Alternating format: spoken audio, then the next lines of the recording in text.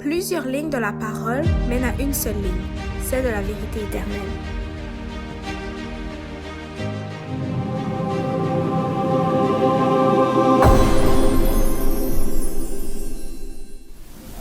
Bonjour à tous et bienvenue dans notre émission Allons à l'école du sabbat. Aujourd'hui, nous allons voir dans la leçon numéro 11 du 13 au 19 décembre, acte 28 du verset 7 à 31. Et si vous avez remarqué, c'est le dernier passage avant la fermeture du livre des actes et je vous encouragerais donc de porter une attention particulière à ce dernier passage avant de fermer ce livre des actes et pouvoir entamer un nouveau sujet intéressant.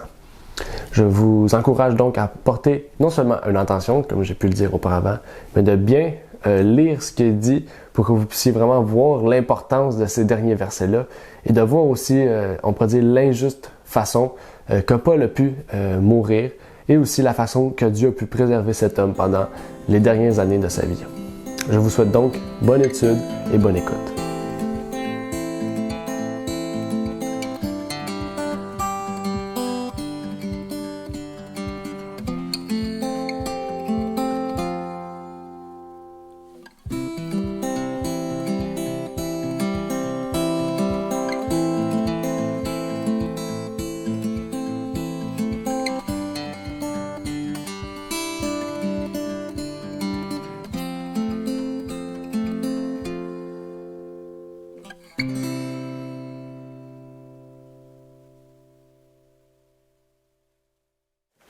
Alors, bonjour à tous, nous allons aujourd'hui pouvoir commencer avec la leçon de cette semaine, qui est la dernière leçon sur le livre des actes, avant que nous entamons la révision, et le dernier sujet qu'on a à chaque trimestre, à savoir sur la dîme et les offrandes.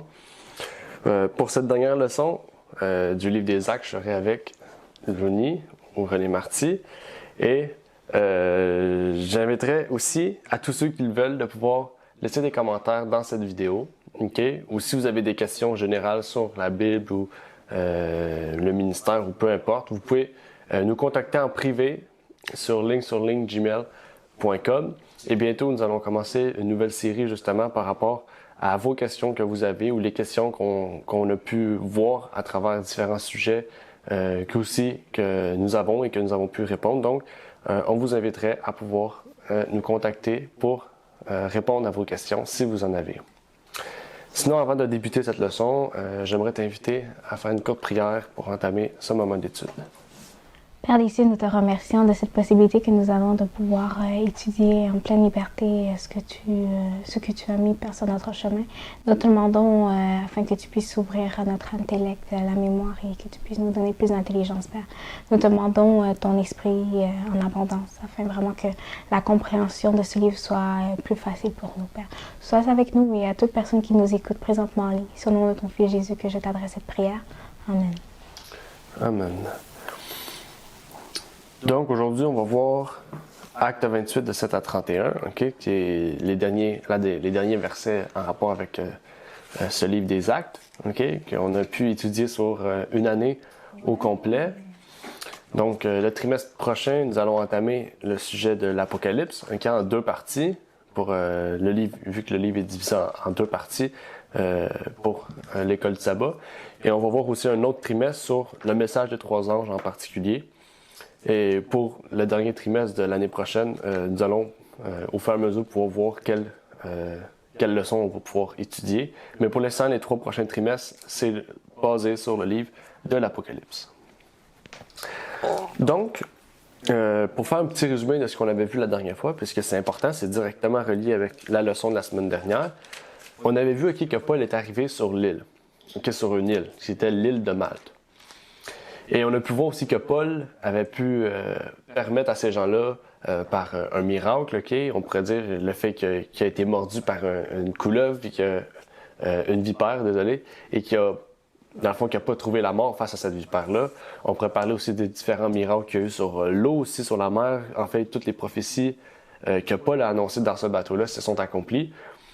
Donc maintenant, après avoir vu les indigènes, on pourrait dire, de l'île, ils vont rencontrer le chef de l'île qui est Publius, ok, puis par son nom, on peut en déduire directement que c'est un Romain, ok, que c'est pas un indigène. Mais peut-être que ce Romain-là a décidé d'aller sur cette île-là pour pouvoir établir son quartier général ou sa maison. Mais on voit vraiment que c'est par le chef de l'île, on voit vraiment que les indigènes aussi ont pris exemple sur lui, puisque les indigènes les ont acceptés avec bienfaisance, et le Publius aussi a accepté toutes ces personnes-là avec amour et bienfaisance. Donc, on voit vraiment que toute l'île, c'est une île, on pourrait dire, charitable avec beaucoup d'amour. Et je voudrais savoir, en fait, comment Paul a remercié ces gens-là d'être aimables avec lui en particulier, mais avec tous les gens du bateau. Comme on peut le voir dans le livre des Actes 28, il avait guéri les gens, puis il avait, je ne sais pas si ça compte parmi ça, mais il avait aussi imposé les mains. Je trouve qu'il était particulier, ouais. Donc il avait fait ça. Il avait guéri, premièrement, je pense que c'était le père d'une personne. Il avait imposé les mains. Puis je prends tout de suite en compte que c'est sûr qu'il a fait ça pour les autres personnes de l'île, pas seulement cet individu. Parce que c'est Paul après tout. Oui, effectivement, c'est une bonne réponse. On voit vraiment que Publius a pu montrer à Paul que son père était malade et que dans le fond, Paul a pu le guérir, ok?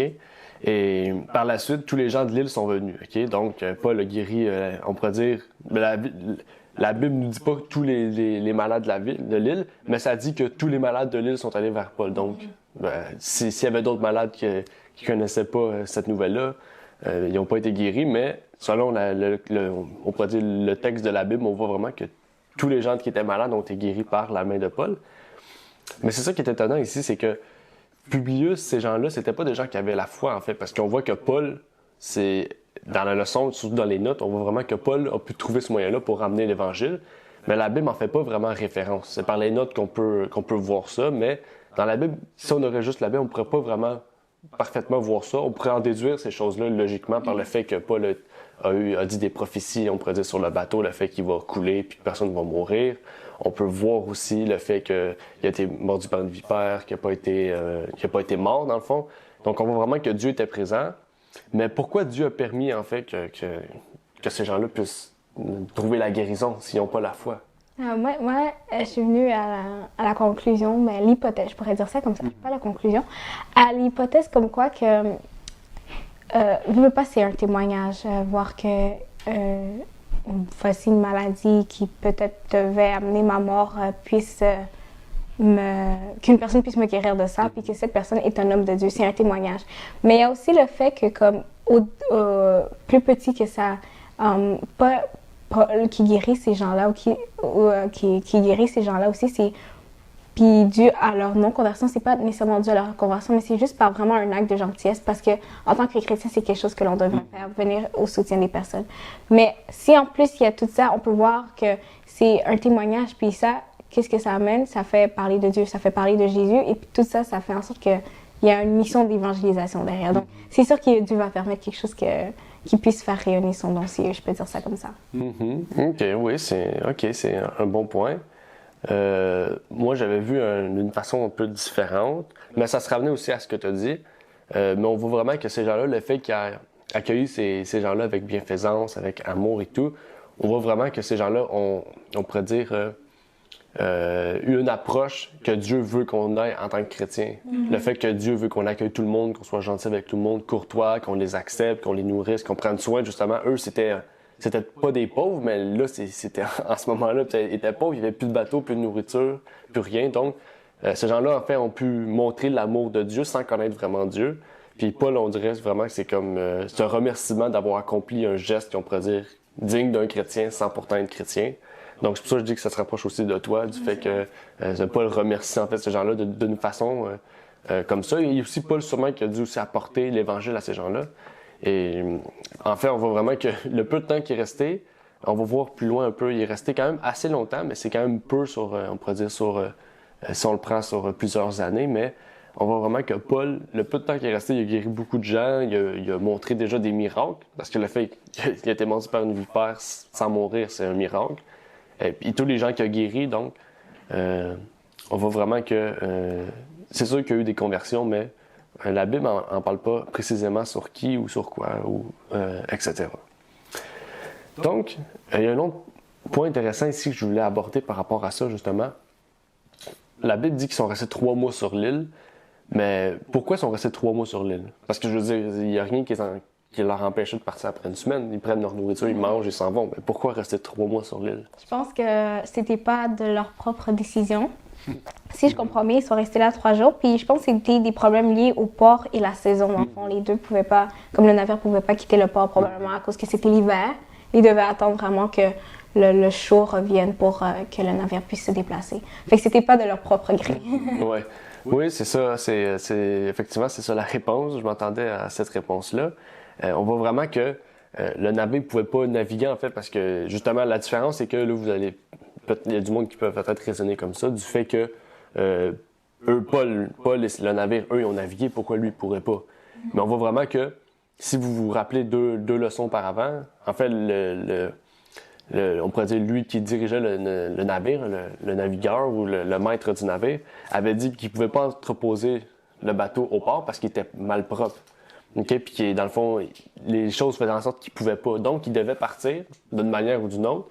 Mais justement, ce bateau qui était là à Malte, il ne pouvait pas partir parce qu'il était entreposé pour l'hiver. Donc, il fallait attendre vraiment que, comme tu as dit, les saisons plus chaudes arrivent pour qu'il puisse pouvoir retourner sur les mers, mais sur la mer Méditerranée, dans le fond.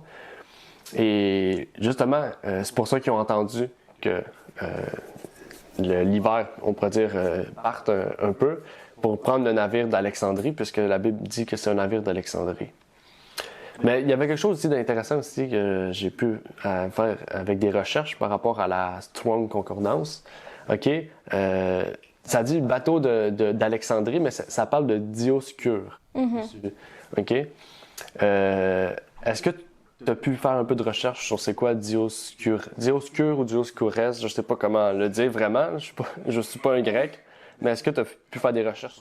Oui, j'avais fait des brèves recherches, vraiment pas très longues. Puis j'avais pu comprendre que c'était quelque chose qui était lié vraiment à des divinités grecques. Concernant le mot exactement de ce que ça veut dire, je pourrais pas. Mais ça, je sais que c'était lié à des divinités grecques, tout ce qui est Zeus, Poséidon, Hadès, etc. Mais vraiment, si tu as le mot exactement, je suis de tout oui. Oui, dans le fond, oui, c'est relié vraiment à ça. OK? Eleanor, t'en parle dans le Conquérant Pacifique. Si vous faites des recherches, vous pourrez fouiller. Elle n'explique pas vraiment le mot, mais elle explique la signification avec une petite définition. J'ai pas la page exacte, mais je sais qu'elle en parle. Mais dans le fond, Dioscures ou Dioscure, OK, c'est pas une expression, mais c'est comme, on pourrait dire, Jean et Jacques, c'est les fils du tonnerre, mais c'est comme fils de tonnerre, ça représente Jean et Jacques. Mais Dioscure ou Dioscures, ça veut dire Pollux et Castor. Là, vous allez dire que Pollux et Castor, c'est quoi ces noms-là? Assez spécial. Mais en fait, Pollux et Castor, c'est les fils de Zeus. OK? Puis, en fait, c'est des frères jumeaux, OK, de Zeus. C'est les fils de Jupiter et de Leda. Et, dans le fond, les personnes mettaient ce symbole-là sur le bateau parce que, pour eux, ces divinités-là, en fait, c'était un signe de protection du navire et des marins. Donc, dans le fond, le logo, vous pourrez dire le symbole, derrière Dioscure ou Dioscures, c'est les deux fils de Zeus qui protègent les marins sur les bateaux. Donc, c'est à peu près ça le résumé que j'ai pu trouver dans la Strong Concordance de version 1838, pour la version aussi Louis II de la Bible, puisque c'est la seule version de la Strong qui existe en français pour la Bible Louis II. Est-ce que c'est bon pour ça? Oui, ça? OK. Pour être sûr, si tu voulais rajouter un point. On va continuer. On voit vraiment qu'ils ont fait un parcours qui était quand même assez court et assez long en même temps. On va pouvoir résumer ce parcours-là un peu par la suite de Malte, OK? Et déjà, au cours de ce voyage-là, OK, je vais vous afficher à l'écran le parcours, et en fait les places où que Paul est allé pour que vous puissiez aussi vous situer dans la géographie de cette dernière leçon, en fait, parce que si vous avez remarqué, à chaque trimestre, on faisait ça, on montrait un peu la carte où ce que Paul se situait. Et là, on retrouve un peu ces villes-là qu'on ne connaît pas, donc c'est intéressant de pouvoir aussi se situer sur la carte pour savoir où ce que Paul est allé avant justement de se retrouver à Rome, et en fait où ce que Dieu avait promis qu'il devait aller pour annoncer la nouvelle du Seigneur. Donc, on remarque qu'ils sont partis de Syracuse. Okay? Syracuse, ils sont partis de Malte, OK? Je vais résumer. Ils sont partis de Malte pour aller à Syracuse. Syracuse, c'est un port de Sicile. Et Sicile, OK, c'est nous, à l'école, on avait appris la botte avec le ballon de soccer. Donc, le ballon de soccer, c'est Sicile, OK? C'est une île qui appartient à l'Italie. Et le port de Syracuse, c'est en fait le port le plus au sud de Malte. Dans le fond, c'était vraiment proche de Malte, OK? Et après, ils sont allés au port de Reggio, OK? Et le port de Reggio, c'est le port en Italie, mais au sud de l'Italie, pour aller par la suite au port principal, dans le fond, de l'Italie de l'époque, c'était Pouzzoles, ou Pozzoles, selon l'expression de le dire.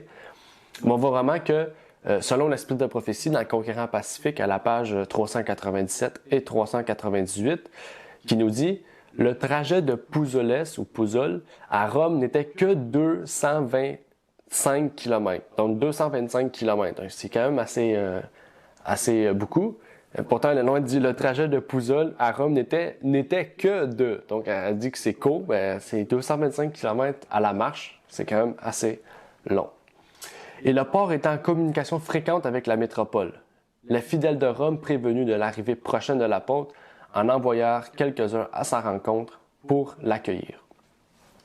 Donc, on voit vraiment que de Pouzzoles, OK, sont allés directement à Rome. Ils ont fait une ligne droite pour passer devant, dans le fond, Rome. Et on voit vraiment que c'est quand même assez gros, OK? C'est 200, l'autre fois, on avait vu 267 personnes ou 260, j'ai oublié le nombre exact. Mais on voit vraiment que c'est, on va dire 260 personnes. Ces 260 personnes-là marchent, OK, avec on pourrait dire des liés ensemble sur 225 km, OK? C'est beaucoup. Puis, à travers ce chemin-là, OK, ils font face à des gens qui les regardent avec mépris, avec dégoût, parce que c'est des prisonniers.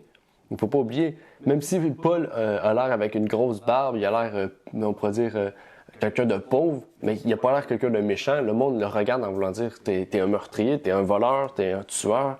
Et c'est ça un peu qui est triste, parce que Paul, il se décourage face à ça, il ne faut pas oublier, qu'il est tout seul face à tout ce monde-là avec lequel il n'est pas habitué on pourrait dire, s'entretenir, on pourrait dire, en temps normal. Mais Sœur White, ici, elle a bien dit que quand les fidèles de Rome ont su que Paul arrivait à Rome, ils ont envoyé des personnes à lui. Mais si j'ai une question, OK? Ils ont envoyé des frères d'Italie à sa rencontre. Mais comment le message, OK? Parce que Paul n'est jamais allé à Rome auparavant, à ce que je sache, OK? Comment le message à Rome a pu se rendre à Rome si Paul n'a jamais été à Rome? C'est ça, c'était une très bonne question en fait. Puis là, je me suis dit, mais en fait, c'est vraiment l'Évangile qui fait son message, veut pas aussi. Ça veut dire comme par exemple à l'époque, si Paul m'aurait parlé à moi en déplacement, je parle aussi à d'autres personnes. Donc, c'est une bonne nouvelle de savoir que le message puisse se répandre comme ça. J'avais aussi pensé au fait que il y a des personnes clés en fait qui se sont déplacées, qu'ils étaient déjà à ces endroits-là, parce que plus tard, comme on voit aussi, tous ces gens sont au courant maintenant que Paul est là, fait qu'ils sont tous allés à sa rencontre. Donc, j'étais venue avec cette hypothèse, mais si tu as plus encore à élaborer, on t'écoute. Mm-hmm. Oui, c'est des bons points. C'est vraiment des bons points.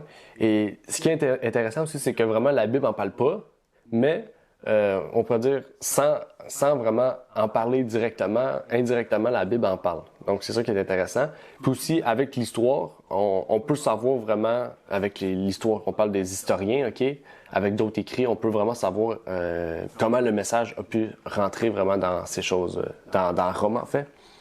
Puis qu'est-ce qu'on remarque aussi, c'est que si on retourne dans Aquilas et Priscille, si vous vous rappelez d'Aquilas et Priscille, le couple qui était faiseur de tentes, ok, ou poseur de tentes selon les versions, ok, avait travaillé avec Paul, c'est eux qui avaient amené le message, c'est eux qui avaient parlé aussi avec l'autre prédicateur, j'oublie son prénom, l'autre prédicateur qui connaissait pas parfaitement la parole de Dieu, ok, mais on voit vraiment que, ok, en fait ces personnes-là, c'était des Juifs qui habitaient à Rome, qui ont été expulsés par le décret de Néron, ok. Mais à ce moment-là, ok, le décret avait été retiré, ok. Ça, c'est la note de cette leçon-ci. Donc là, je mélange beaucoup de leçons ensemble. Mais si vous retournez à la leçon qu'on parle d'Aquilas et Priscille, on voit vraiment qu'il y a une note qui est dédiée à ces personnes-là qui dit qu'ils ont été expulsés de Rome. Puis dans cette note-ci, on voit vraiment que ça nous dit vraiment que les Juifs, par la chute du décret de Néron, ok, ont pu retourner à Rome. La preuve, dans la Bible, on voit qu'il y a des Juifs à Rome, puisque Paul demande aux Juifs de venir le rencontrer pour qu'ils puissent parler. Donc, selon la logique des choses, ça serait qu'Aquilas et Priscille seraient retournés à Rome. Et ça, j'ai pas amené de preuves historiques, mais je sais qu'il y a plusieurs historiens qui en parlent.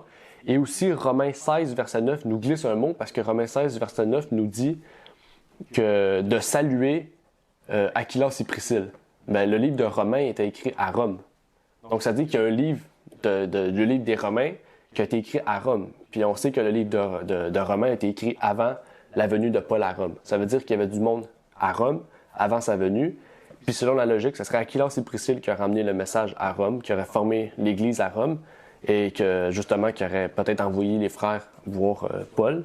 Mais ça, on peut pas vraiment le savoir. La preuve, c'est que Acte 28 arrête vraiment direct. Okay? C'est un livre qui arrête directement. On n'a pas vraiment d'autres points par rapport à ça. Mais par rapport à Romains 16, verset 9, ce serait le seul point qui pourrait nous permettre dans la Bible, on pourrait dire, sans toucher à l'externe, mais qui nous permettrait de savoir qu'Aquilas et Priscille seraient à Rome, parce que la lettre aux Romains était dédiée à ceux de Rome. Est-ce que tu voulais rajouter un point par rapport à ça, ou tout était... Tout est clair. C'est juste, je pense que le nom que tu cherchais, c'était Apollos, c'est bien oui, ça? Ça, Apollos, oui, merci. Moi, j'ai tout le temps Aquilas, puis je mélange Apollos et Aquilas dans ma tête. Puis je sais qu'Aquilas, c'est le mari de Priscille, donc faut pas que je me mélange. Oui, c'est ça. Apollos, c'est la personne qui était baptisée par Jean, puis qui prêchait le message, puis qui manquait un peu, on pourrait dire, de mise à jour dans le message, on pourrait dire, de Paul. Et aussi, qu'est-ce qui est intéressant, c'est que la leçon parle de deux lieux, on pourrait dire, importants pour l'époque. Il nous parle du forum d'Appius, et il nous parle aussi des 3 tavernes. Okay? Ici, les mots sont en français. Okay? 3 tavernes, je pense pas que dans le texte original, le terme s'appelait 3 tavernes. Okay? Ben, on dirait qu'ils ont traduit le mot en français. Fait que le lieu, peut-être, si on écrit 3 tavernes sur Internet, peut-être qu'on trouvera pas le lieu. Donc, vous pouvez faire vos recherches. J'ai pas fait de recherche par rapport à ça. Mais, qu'est-ce qui est intéressant, c'est par rapport à la distance que Paul a déjà parcouru, ok? Si vous vous rappelez, du port, il y avait 225 km, ok? Et dans la note, à partir du forum d'Appius, il restait 60 km de Rome, ok? Et c'est là vraiment que la note nous dit que les prisonniers devaient marcher au milieu de personnes qui les détestaient, les méprisaient, peut-être même qui crachaient dessus, puisque c'est à l'époque qu'ils faisaient ça, ok? Ils crachaient sur les gens qui étaient misérables, peut-être qu'ils lançaient des choses sur ces gens-là. Ça, on n'a pas de détails là-dessus. Mais qu'est-ce qui est intéressant, c'est que quand Paul a vu les frères de Rome arriver auprès de Paul, il a pu retrouver le courage. Donc on voit vraiment que ça s'est inversé cette fois-ci. C'est plus Paul qui donne courage aux marins il y a quelques temps. Maintenant, c'est Paul qui reçoit le courage des frères extérieurs. Donc ici, c'est ça qui est intéressant, c'est que même si un homme, on pourrait dire qui est à la tête de l'Église, ou quelqu'un qui est comme Paul, qui a amené l'Évangile partout dans les pays païens, on pourrait dire donne tout le temps courage à tout le monde, envoie l'Évangile à tout le monde. Ça veut pas dire qu'il peut pas recevoir aussi de la part de ceux qui sont dans l'Église, ça reste un humain, et Paul était un humain, et face à ça, je peux comprendre son découragement, mais justement, les frères lui ont redonné ce que Paul a appris à ces gens-là. Paul a appris à aimer, à donner courage, à vraiment partager l'amour de Christ dans la vie de tous. Donc, en voyant Paul désespéré, en voyant Paul manquer de courage, être triste, le voir parmi des personnes qui ont même pas les mêmes intentions que Paul, en fait, ces gens-là, ces frères-là, se sont rappelés des mots de Paul qui ont dit donner de l'amour à tous ceux qui sont présents, à donner l'Évangile à ces gens-là, et donner courage aussi. Donc, on voit vraiment que Paul a fait un bon travail parmi ces gens-là. Puis on voit aussi que ceux qui sont à la tête de l'Église doivent être un exemple auprès des membres qui sont dedans. Et on voit la preuve avec Jacques, et les anciens et ceux qui sont membres de l'Église. Jacques et ceux qui étaient membres de l'Église, ils ont fait quoi? Ils ont suivi les traditions juives, puisque Jacques suivait les traditions juives, les membres suivaient la tradition juive. Puis Paul avait dit pourtant de ne pas suivre ces traditions juives-là, de ne pas imposer ces traditions-là aux païens, puis eux le faisaient. Donc on voit vraiment que la tête a suivi ça pour tout le reste de la cohorte chrétienne de Jérusalem. Ici, on arrive à la question par rapport à l'emprisonnement de Paul. Il faut que je retrouve le texte. C'est la question numéro 8, okay, dans le verset 16. Dans la Louis II, je sais qu'il y a une partie de phrase qui a été retirée. Oui. C'était la partie où il disait qu'il mettait les gens en prison. Verset 16. Ouais, lorsque nous fûmes arrivés à Rome, on permit à Paul de demeurer dans son particulier. C'est ça, on n'a pas l'autre partie. Puis là, ici, j'ai pas marqué d'explication par rapport à ça, mais on voit vraiment que la version de Bible est souvent, on pourrait dire, primordiale, importante. Okay? Oui, ça, c'est vrai. Oui, Louis II a des termes ou a des mots qui se rapprochent plus, on pourrait dire, du texte original, mais si vous utilisez la Louis II, il faut comprendre, puis il va falloir aussi que, va falloir que vous compreniez, il va falloir aussi que vous utilisez différentes versions, parce que justement, Louis II a retiré beaucoup de passages ou changé des mots, dans le fond, que vous ne pouvez pas comprendre, puisque les écoles du sabbat, originellement, sont écrites en anglais avec la version de la King James. Okay? Donc, la Osterval ou la Martin se rapproche plus de la King James que la Louis II. Donc, même encore, la King James, des fois, la façon que c'est séparé, c'est différent. Comme Jonas 1 a 17 versets, mais dans la Osterval, il y a 16 versets. C'est-à-dire que le verset 17 est dans le chapitre 2. Donc, on voit vraiment que la façon de séparer les mots, la structure des phrases change des Bibles. Et que, dans le fond, si vous voulez utiliser la Louis II, vous pouvez, mais il faut savoir que vous devez des fois utiliser la Osterval ou la Martin ou la King James pour pouvoir comparer les versets, pour pouvoir vraiment arriver à des termes qui sont vraiment vérifiables et aussi vérités. Ici, j'avais une question. Parce que toi, tu n'as pas le passage, mais le texte dit qu'ils ont mis les prisonniers en prison, mais que Paul a eu, on pourrait dire, une place spéciale à lui. Même, la note dit qu'il y a une maison louée à lui. Donc, l'État louait une maison pour Paul. Okay? C'est quand même assez spécial. Je trouve ça spécial, personnellement, qu'un prisonnier reçoit une maison louée. Okay? Aujourd'hui, on pourrait dire c'est les parrains de la mafia qui ont ça en prison. Mais à cette époque-là, Paul, c'est pas un parrain, c'est pas quelqu'un qui travaille pour la contrebande ou n'importe quoi. C'est un serviteur de Christ. Donc, pourquoi Dieu a préservé Paul de toutes ces choses-là, en fait? En fait, quand on se rend compte jusqu'à maintenant, Dieu a tellement toujours préservé Paul de presque tout danger qui aurait nuit à sa vie. Puis ça, on peut voir ça depuis sa conversion. Comme par exemple, quand il a descendu de la corbeille, est-ce que Dieu était là? Of course, Dieu était là. Fait que le fait que maintenant, dans un point crucial, c'est qu'il devait avoir la maison, mais c'est parce qu'il ne faut pas oublier à quoi la maison elle était utile. Comme c'est sûr, Dieu a préservé Paul depuis le début de sa conversion, mais pourquoi? Parce qu'il savait qu'il allait être un outil pour lui. Donc maintenant, il le préserve de mettre contre prison. Puis quand on comprend pourquoi plus tard, c'est parce que la maison d'enfant, elle est utilisée comme, je pourrais dire, une sorte de maison d'évangélisation. Les gens, ils viennent et puis vraiment, ils apprennent plus sur la parole de Dieu. Puis je suis sûre que Paul répond à toutes leurs questions. Donc on voit en fait que si Dieu a préservé vraiment Paul de la prison, mais c'est parce que sa mission n'est pas encore terminée, donc la prison, c'est pas quelque chose qui... C'est pas là où il doit être pour le moment. Fait que vraiment, Dieu a vraiment toujours préservé Paul, mais c'est parce qu'en fonction de ce que Paul avait à faire. Puis il faut pas oublier que, aussi, Paul, à un moment donné, il est allé en prison, tu te souviens, je pourrais pas te dire le chapitre, avec le... Avec Barnabas, quand il chantait. Exactement, quand il y a eu le tremblement de terre, ben voilà, il a été sorti de prison, donc... C'est pas comme si, mais là, c'est parce qu'il sûrement... C'est juste comme, je sais pas comment bien expliquer ça, mais il a une mission à faire, puis Dieu va le mettre là où il a besoin de lui. Ouais. C'est le maître de notre vie, Dieu. Oui, effectivement. Et je vais lire un passage de Conquérant Pacifique à la page 399 pour ajouter à ta réponse, OK? Ça dit, à Rome, le centenier, le centurion, c'est presque la même chose, OK? Julius, donc encore une fois Julius, OK? Julius, il voulait vraiment que Paul se garde la vie, remit ses prisonniers à l'officier qui commandait la garde de l'empereur. Le rapport favorable qu'il fit sur Paul, la lettre de Festus, valurent à l'apôtre d'être traité avec bienveillance par le capitaine. De sorte qu'au lieu d'être jeté en prison, il fut autorisé à loger dans une maison qu'il loua.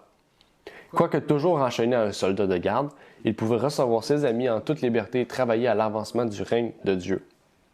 Donc, Paul n'a pas été empêché de travailler, en fait, de faire son œuvre. OK?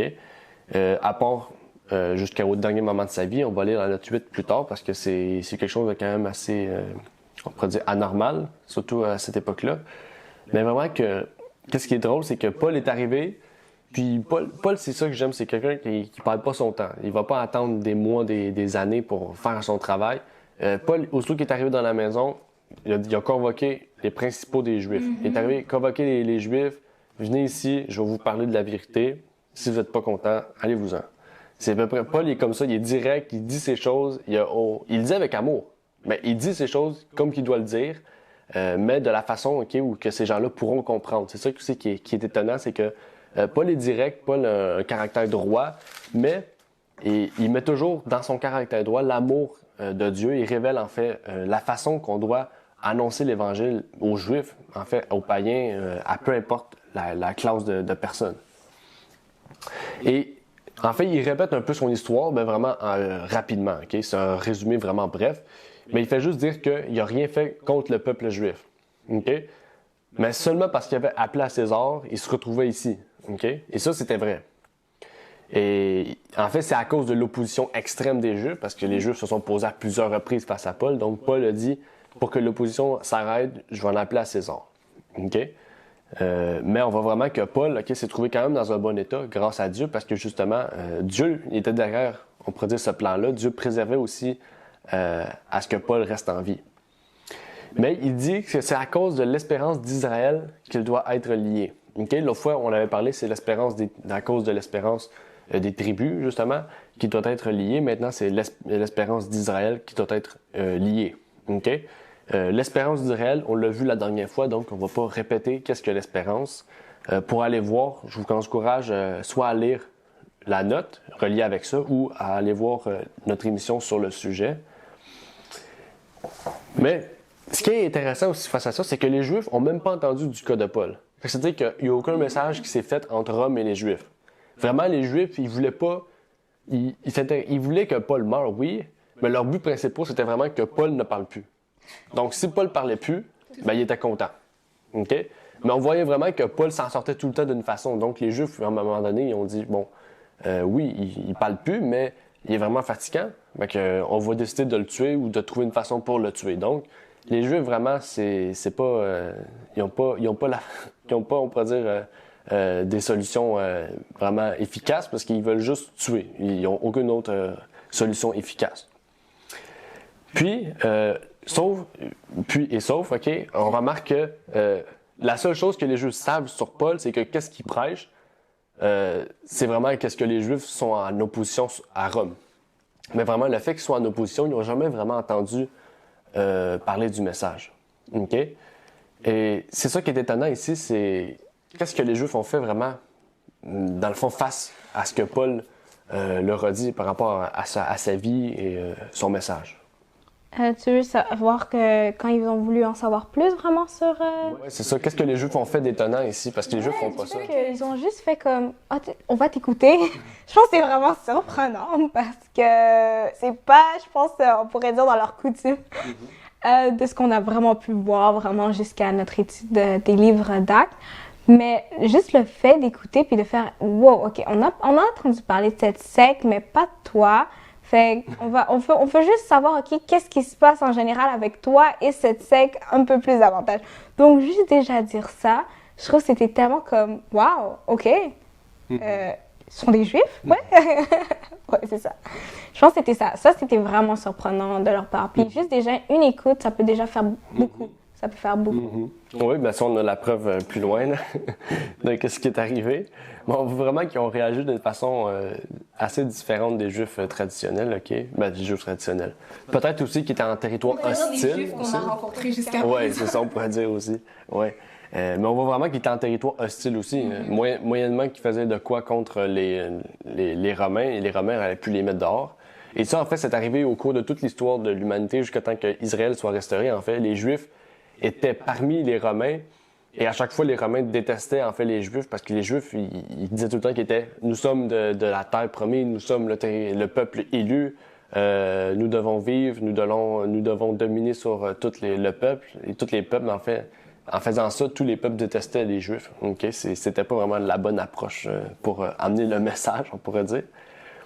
Mais qu'est-ce qui est intéressant, c'est qu'ils sont retournés une journée chez Paul. Okay? Ils sont pas retournés une journée, ils sont retournés en fait du matin au soir. C'est presque 24 heures chez Paul. Okay? C'est quand même assez longtemps. Okay? Nous, on a l'habitude d'aller pour écouter un sermon ou aller pour une demi-journée. Eux sont allés 24 heures écouter un homme parler de Jésus. Et justement, il a permis par les prophéties d'amener le Christ dans leur vie. Okay? Et il y a beaucoup de personnes qui ont accepté, d'autres qui n'ont pas accepté. Et ça, c'est normal, ok? C'est des choses qui arrivent en fait à tout le monde. C'est rare qu'on arrive devant 100 personnes et que les 100 personnes acceptent. Souvent, c'est ça. Beaucoup sont réticents, beaucoup acceptent, beaucoup savent que c'est la vérité, mais ne veulent pas accepter cette vérité-là aussi. Mais on voit vraiment que Paul a fait ce qu'il avait à faire devant ses principaux juifs. Mais pourtant, la chose qui a fait retirer les Juifs, c'est pas vraiment ça. C'est le fait que Paul a dit « Le Saint-Esprit a bien parlé à nos pères par Ésaïe. Et là, il cite un texte d'Ésaïe. Oui. C'est quoi le texte d'Ésaïe? Là où il dit « Vous entendrez de vos oreilles et vous ne comprendrez pas. » Vous regarderez de vos yeux et vous ne verrez point. Le texte, c'est dans Ésaïe 6. Attends, je l'ai Ésaïe 6, verset 9. Ça dit « Va et dis à ce peuple, vous entendrez, mais vous ne comprendrez point. Vous verrez et vous ne saisirez point. » Oui, effectivement.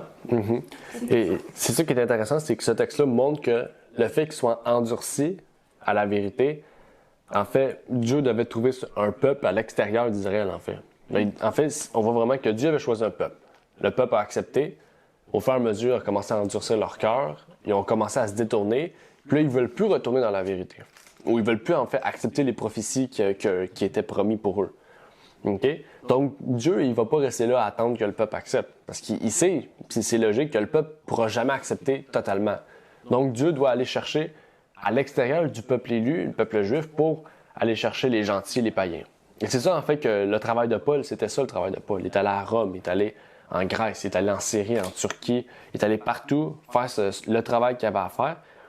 Puis, justement, ce texte-là démontre bien que le fait qu'il soit endurci, en fait, Dieu doit se tourner vers les païens. Okay? Et le livre, le Nouveau Testament, en fait, que tous les textes que Paul explique, c'est ça. Il montre vraiment que ceux qui descendent d'Abraham ne sont pas tous juifs. Okay? Et ceux qui sont circoncis, c'est pas la circoncision de la chair, c'est la circoncision du cœur. Il y a plusieurs expressions que Paul utilise pour montrer vraiment que, en fait, le peuple de Dieu se trouve pas seulement dans les Juifs. Okay? Et en fait, c'était ça qui est intéressant, c'est que le sens originel du mot, de la promesse, c'était que le peuple de Dieu était choisi, mais c'était pas juste ceux qui étaient choisis pour avoir la vie éternelle, c'est le peuple qui était choisi pour annoncer le message. Okay?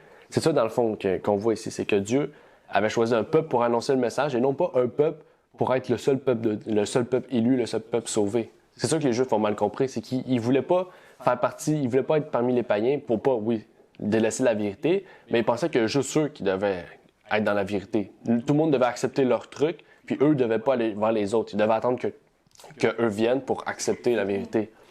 Puis c'est ça vraiment que Paul a essayé de décrypter, de comprendre, puis aussi de montrer, de faire lumière sur le sujet en fait de l'Ancien Testament. Et c'est ça qui est intéressant, c'est que là on commence à revoir les Juifs qu'on connaît. Les Juifs se sont débattus toujours en fait après. On voit vraiment que ça dit que les Juifs se sont débattus. Même quand ils partaient marcher, les Juifs se débattaient entre eux. Donc là, on retrouve les Juifs qu'on connaissait toujours à se débattre, commencer à chicaner. Et en fait, on va les retrouver assez rapidement quand on va lire la note numéro 8 ou 7, quand on parle de la fin du livre des Actes. Donc là, on va retrouver les Juifs qu'on connaissait, qui voulaient tuer puis torturer tous les gens qui faisaient opposition à eux. Mais, ce qui est intéressant, c'est que Paul est resté 2 ans à Rome, avant sa mort injuste. Et la note numéro 8 nous montre que les Juifs ont atteint leur objectif, on pourrait dire, principal. Dans le fond, les Juifs ont laissé 2 ans Paul à Rome. C'est-à-dire qu'ils ne se sont pas présentés devant la cour pendant 2 ans. Parce que justement, c'était pas le but principal d'aller à la cour pour encore, on pourrait dire, perdre. Parce qu'ils savaient qu'ils allaient perdre, il n'y a aucune preuve face à ça. Mais justement, par par le mensonge, ok, et par l'assassinat, ils ont pu réussir à atteindre leur but, ok. Ça c'est grave là. Il faut se dire, ok, que c'est le peuple qui se dit élu, le peuple divin, mais il ment puis il assassine le monde pour arriver à leur fin. Ok, Dieu, je pense pas que c'est comme ça qu'il fonctionne. Et si ça aurait été comme ça, Paul aurait été déjà mort, sûrement. Mais Paul aussi aurait continué à tuer, en fait, peut-être pas pour les Juifs, mais aurait peut-être tué les Juifs, en fait. Donc, c'est pas comme ça vraiment que Dieu veut que le message se fasse. Et ce qui est intéressant, c'est qu'on sait que devant les hommes, devant les Juifs, Paul était un meurtrier, Paul c'était un fou, Paul c'était un méchant, mais devant Dieu, et même devant les hommes, en fait, devant tous les autres hommes, à part les Juifs, Paul était acquitté, Paul était juste, et Paul était droit devant Dieu, devant la justice des hommes païens. Donc on voit vraiment que le problème dans le livre des Actes, le problème principal, c'est pas les Romains, puis pourtant les Romains, Pierre dit que ceux qui font partie de Rome, c'est Babylone, ok? Si vous lisez les petits épîtres de Pierre, ok? On voit vraiment que Rome, c'est Babylone. Pourtant, c'est pas Babylone qui a tué Paul, c'est le peuple de Dieu qui a tué Paul. Okay? C'est le peuple juif qui a tué Paul. Okay? C'est ça qui est intéressant. C'est que c'est pas l'extérieur, c'est l'intérieur qui a tué vraiment le Paul. Et j'ai une question personnelle là, à te poser. Okay? C'est une réponse que tu peux apporter, mais c'est une question vraiment que je trouve intéressante. Est-ce que tu aurais aimé que le livre des Actes continue encore, je sais pas, avec 30-35 chapitres? Oui, en fait, quand je le lisais avec ma sœur, puis elle a arrêté, puis j'ai fait, mais ok, le reste? Mais elle m'a dit non, c'est tout. Je m'attendais vraiment à ce qui est... donc le dernier chapitre est tellement beau en plus, parce que c'est là qu'on revoit vraiment, je pourrais dire, je sais pas, mais c'était vraiment comme si le climax, le suspense tant attendu des livres, puis là, ça finit comme ça. C'est un peu décevant. Qu'est-ce qui se passe d'autre? Je veux savoir en ce sens. Mais, ouais. Mais il y a quelque chose que je me dis tout le temps, arrivé au ciel, bah, je vais avoir les réponses à mes questions, donc ça va être... Ouais. Si on va au ciel, moi, la première personne que je veux parler, c'est Luc. C'est Luc? Ben oui, Luc. Pourquoi t'as pas continué? Pourquoi t'as pas écrit? Continuez. Je voulais savoir, ton histoire, Pierre est allé où, Pierre? Qu'est-ce qui est arrivé aux autres? On sait pas vraiment ce qui est arrivé, en fait. Et la dernière lettre de Paul, OK, on pourrait dire la dernière lettre de Paul, après le livre des Actes, c'est 2 Timothée. OK, parce que les lettres aux Timothée, 1 et 2 Timothée, ont été écrits à Rome. OK, pendant que Paul était en prison, et même pendant que Paul était dans le cachot, puisqu'on en parle ici, Paul a écrit 2 Timothée. Donc, ces lettres-là, c'est les dernières lettres avant presque sa mort, OK, pendant les 2 ans. Donc, c'est les dernières lettres vraiment qui ont produit, qui suivent Actes. Bon, on voit pas une histoire, en fait, on voit vraiment que Paul essaie de former Timothée à distance d'une façon assez spéciale. Donc, on voit vraiment que, oui, puis pour ma part aussi, que c'est un livre que j'aurais aimé qu'il continue. Parce que Luc s'est contenté, on pourrait dire, de l'histoire de Paul, mais pourtant, il y a beaucoup d'autres personnes que j'aurais aimé avoir, à connaître. Mais on sait qu'à l'époque, c'était peut-être plus difficile d'avoir les moyens aussi, puis d'avoir l'écriture de marquer ça. Paul, peut-être, Luc, désolé, était peut-être déjà vieux aussi, il avait déjà écrit un évangile. Donc, il faut y laisser une chance aussi à ce pauvre Luc-là. Mais on peut dire qu'il a fait quand même un assez bon travail pour en fait ce qu'il avait à l'époque. Aujourd'hui, Luc aurait pu faire un meilleur travail, ok, dans le fond, parce que avec la technologie, ça nous permet de tout faire ces choses-là plus facilement. Mais on rend gloire à Dieu d'avoir déjà un livre avec 28 chapitres qui en fait pourra former chaque chrétien qui veut l'étudier, qui prend le temps de lire ce livre. Ouais. Est-ce que tu as des commentaires ou des questions? Moi, j'aurais juste rajouté comme quoi que ce qu'on vient de faire vraiment tout le livre d'Actes, puis je trouve que c'était vraiment une bénédiction qu'on ait pu vraiment faire ça avec vous. Merci vraiment de nous avoir suivis tout le long de ça avec les émissions. Puis j'aimerais rajouter le fait que, bien que ce soit juste un livre historique, il y a tellement de leçons pour nous, à notre époque, qu'on doit tirer de la vie de Paul, de toutes les missions qu'il a accomplies justement pour Dieu. Puis je pense que ce livre a vraiment bien sa place dans la Bible, parce que c'est vraiment pour nous qu'on voit aussi qu'il a été écrit. Puis j'espère que vraiment, en regardant ces vidéos, vous avez vraiment pu en apprendre davantage. Surtout, n'hésitez pas à poser des questions, on peut les répondre. Ça fait plaisir, en fait, quand on voit ça. Oui, mais c'est ça le but, en fait, du ministère, c'est de pouvoir contribuer à ce que tout le monde puisse accéder à une meilleure connaissance pratique et théorique, parce que aussi le côté pratique, c'est très important. C'est ça, c'est vrai. Puis Paul, il parle beaucoup du côté pratique, en fait, parce que le côté théorique, il serait supposé d'apporter le pratique, mais souvent, on parle pas beaucoup du fait que théorique apporte pratique et que pratique aussi, c'est concret, c'est des choses concrètes que les gens veulent aussi. Donc oui, comme tu as pu le dire, on répond à toutes les questions, OK, que vous avez, du mieux qu'on peut aussi. Et sinon, on pourra faire appel à d'autres personnes mieux placées pour le sujet que vous avez. C'est ça. Donc, après cette leçon, mais pas celui-là, dans le fond, après le prochain trimestre, que je voudrais dire, on étudie Apocalypse, maintenant qui est un livre prophétique. Yes. Oui, oui, oui, c'est un livre prophétique complet, mais on va essayer de garder ça assez simple aussi, parce qu'on prévoit aussi un projet par rapport à ce livre-là. Donc, les émissions, ça pourrait être très long, donc on va essayer de se contenter aussi au strict nécessaire de la leçon, pour qu'au moins vous puissiez comprendre, mais qu'en profondeur, ça serait mieux d'avoir des études plutôt que des émissions de 3, 4, 5 heures sur le sujet. C'est mieux d'avoir des courtes émissions ou des études divisées par chapitre. Donc, on va vous partager ça quand le temps viendra. Mais avant ça, j'aimerais terminer par une prière pour remettre toutes ces choses-là entre les mains de Dieu. Notre Père qui est aux cieux, j'aimerais te prier, Seigneur, pour que tu puisses bénir ces moments que nous avons d'études pour ta parole, Seigneur, que tu puisses permettre que ces émissions puissent continuer permettre ta connaissance à chacun, Seigneur, et de permettre aussi que tous puissent, Seigneur, comprendre davantage le livre des Actes, Seigneur. Nous avons maintenant terminé le livre des Actes. Il reste 2 leçons, Seigneur, sur aussi des sujets intéressants. Mais fais, Seigneur, et permets que par ce livre, Seigneur, les gens aient pu apprendre des connaissances théoriques et pratiques sur ta parole, Seigneur.